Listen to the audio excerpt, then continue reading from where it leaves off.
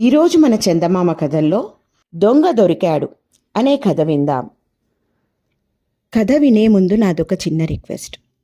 మీరు గనక మా ఛానల్ని మొదటిసారి చూస్తున్నట్లయితే ప్లీజ్ తప్పకుండా సబ్స్క్రైబ్ చేయండి. ఇక కథలోకి వద్దాం.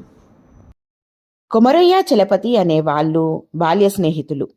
వాళ్ళు చిన్నతనంలోనే తమ గ్రామం వదిలి కోటగిరి అనే పెద్ద ఊరు చేరారు. అక్కడ కొమరయ్య కొబ్బరికాయల దుకాణం పెట్టాడు. చలపతి ఒక షావుకారు దగ్గర గుమాస్తాగా చేరాడు.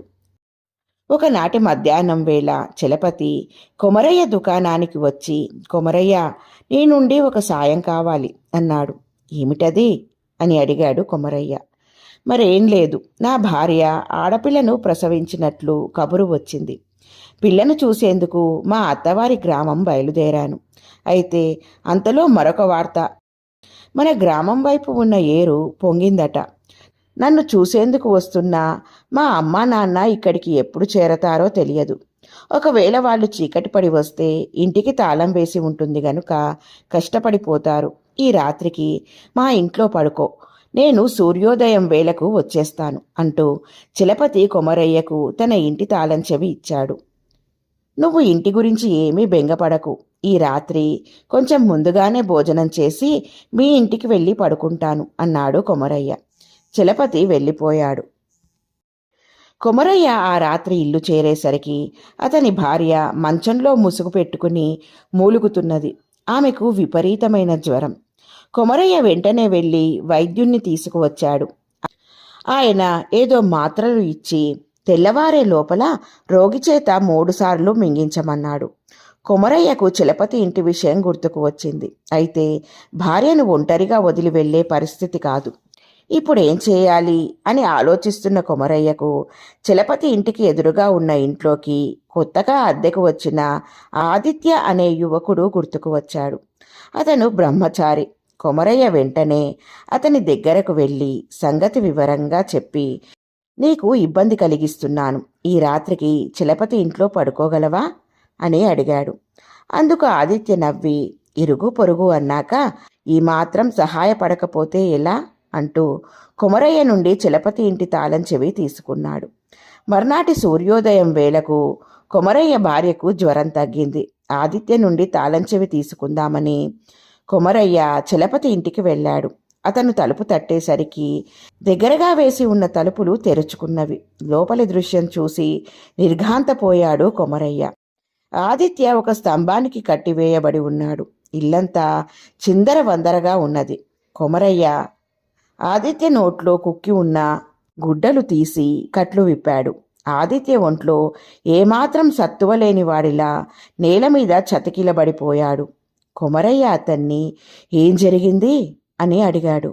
దానికి ఆదిత్య, ఒక రాత్రివేళ తలుపు తట్టిన శబ్దం అయితే చలపతి గారి తల్లిదండ్రులు వచ్చారేమో అని తలుపు గడియ తీశాను. చేత కత్తితో దొంగ ఒకడు లోపలికి వస్తూనే కత్తిని నా గుండెలకు ఆనించి స్తంభం దగ్గరికి నడిపించి నన్ను తాడుతో దానికి బిగించాడు. తర్వాత నేను అరవబోయేసరికి నోట్లో గుడ్డలు కుక్కాడు. నాకు భయంతోనూ ఊపిరాడక అలా సొమ్మసిల్లిపోయాను అని చెప్పాడు. అది విన్న కొమరయ్యకు నోటమాట రాలేదు. దొంగ ఏం ఎత్తుకుపోయి ఉంటాడో అని. అతను చూస్తుండగానే చలపతి లోపలికి వస్తూనే, ఏం జరిగింది కొమరయ్య అని అడిగాడు. కొమరయ్య జవాబు చెప్పబోయేంతలో అతను పక్కనున్న గదిలోకి పోయి ఒక పెట్టె తెరిచి ఉండడం చూసి 500 రూపాయలు వెండి వస్తువులు అంతా దొంగల పాలయ్యింది అంటూ కళ్ళనీళ్లతో బయటికి వచ్చాడు. కొమరయ్య అతనికి ఆదిత్యను చూపి జరిగిందంతా చెప్పాడు. చలపతి అంతా విని, ఇందులో మీ పొరపాటు ఏమీ లేదు, అంతా నా ప్రారబ్ధం అన్నాడు. ఇది జరిగిన నాటి నుండి కొమరయ్య తప్పంతా తనదే అన్నట్లుగా బాధపడుతూ తరచూ భార్యతో, నా అజాగ్రత్త వల్లనే డబ్బు వెండి వస్తువుల విలువ కలిపి దాదాపు 2000 రూపాయల చలపతి ఆస్తి దొంగల పాలయ్యింది. అతనికి ఏదో కొంత ఇస్తే తప్ప నాకు మనశ్శాంతి ఉండదు అంటూ ఉండేవాడు.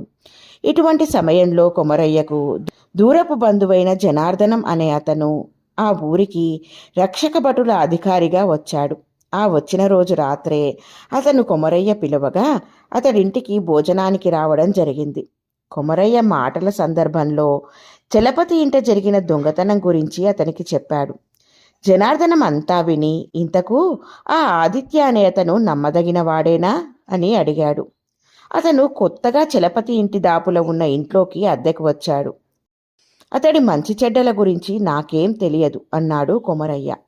జనార్దనం 1-2 క్షణాలు ఆలోచిస్తూ ఊరుకుని, దొంగ ఆదిత్యను తాడుతో స్తంభానికి కట్టివేశాడు కదా, దాని ముడి ముందు వైపు ఉన్నదా లేక వెనక వైపు ఉన్నదా అని ప్రశ్నించాడు.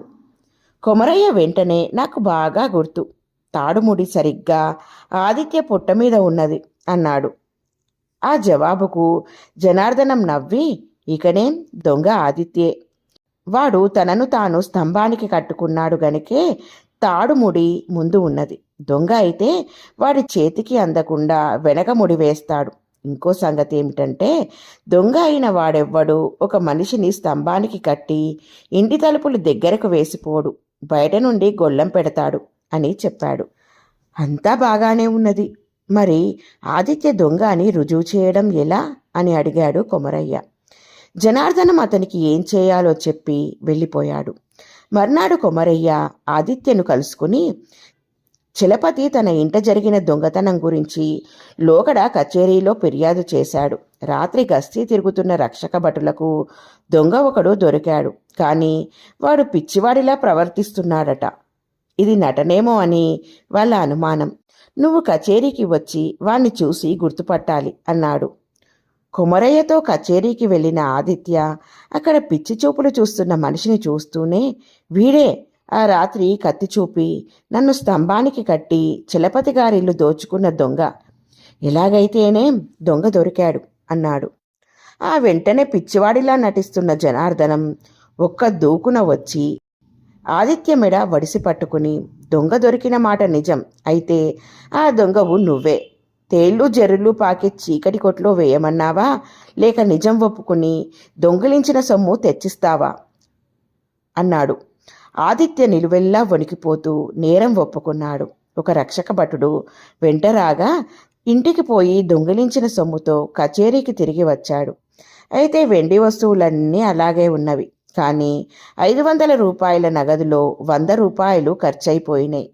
జనార్దనం అతన్ని కటకటాలకు వెనక ఉన్న గదిలో ఉంచమని రక్షక భటులకు చెప్పి చలపతికి కబురు చేశాడు. చలపతి పోయిన సొమ్ము దొరికినందుకు చాలా సంతోషించి, ఇదంతా మా అమ్మాయి పుట్టిన వేళ విశేషం అన్నాడు.